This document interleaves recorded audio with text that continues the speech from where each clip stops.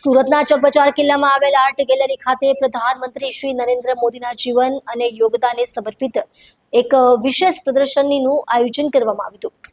આ કાર્યક્રમમાં ભારતીય જનતા પાર્ટીના પદાધિકારીઓ અને મોટી સંખ્યામાં કાર્યકરોએ ભાગ લીધો હતો। આ પ્રદર્શની દ્વારા પ્રધાનમંત્રી મોદીના બાળપણથી લઈને દેશના નેતા તરીકેના સફરને દર્શાવવામાં આવી હતી, જેમાં તેમની વિશ્વસ્તરીય ઓળખ કેળવવાની યાત્રા પર પ્રકાશ પાડવામાં આવ્યો હતો। કાર્યક્રમના ભાગરૂપે સામાજિક જવાબદારીને પ્રોત્સાહન આપવા માટે સફાઈ અભિયાન, રક્તદાન શિબિર અને સાંસ્કૃતિક કાર્યક્રમોનું આયોજન પણ કરવામાં આવ્યું હતું। આ પહેલનો ઉદ્દેશ્ય સમાજમાં સેવાભાવ અને સામાજિક ચેતના વધારવાનો હતો। ભાજપના પદાધિકારીઓએ કહ્યું કે આ પ્રદર્શની યુવા પેઢી માટે પ્રેરણા સ્ત્રોત સાબિત થશે અને પ્રધાનમંત્રી મોદીજીના જીવનથી મળતા સંદેશને પ્રસારિત કરવામાં મદદ થશે। કાર્યક્રમનું સમાપન સાંસ્કૃતિક કાર્યક્રમો સાથે થયું હતું। જી સર, આપનું નામ? સુરત શહેર મહામંત્રી કાલુભાઈ ભીમનાથ। આજે કઈ જગ્યાએ શું પ્રોગ્રામ રાખવામાં આવ્યો? આજે દેશના આદરણીય શ્રી નરેન્દ્રભાઈ મોદી સાહેબના 75મા વર્ષ નિમિત્તે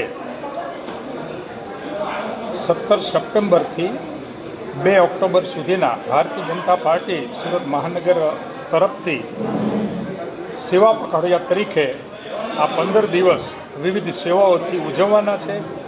એના અંતર્ગત આજે ચોક બજારમાં ઐતિહાસિક કિલ્લાના મેદાનની અંદર જે કોર્પોરેશને બહુ રિનોવેટ કરી અને નવીકરણ કરી અને આ એક કિલ્લો અદ્ભુત રીતે સુરતને અર્પણ કર્યો છે।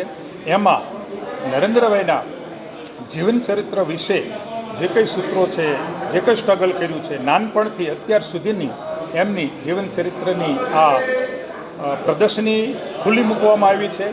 એ પ્રદર્શનીની અંદર ભારતીય જનતા પાર્ટીના બૂથથી લઈ અને મહાનગર સુધીના કાર્યકર્તાઓ, હોદ્દેદારો, કોર્પોરેટરો અને વોર્ડ પ્રમુખ, મહામંત્રી શ્રી અને સર્વે કાર્યકર્તાઓ, શુભેચ્છકો, સમર્થનો અને સુરતની જનતા આ પ્રદર્શની નિહાળે એ હેતુથી આજે આ પ્રદર્શની ગોઠવવામાં આવી છે।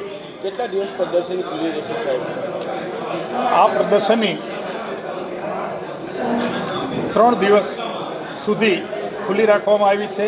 વિવિધ વિસ્તારોમાંથી અલગ અલગ રીતે આ કાર્યકર્તાઓ, શુભેચ્છકો અને શહેરની જનતાઓ એને નિહાળશે અને એમાંથી પ્રેરણા લઈ અને દેશના હિત માટેના વિચારો આવે એ હેતુથી ખાસ આ પ્રદર્શની ગોઠવવામાં આવી છે।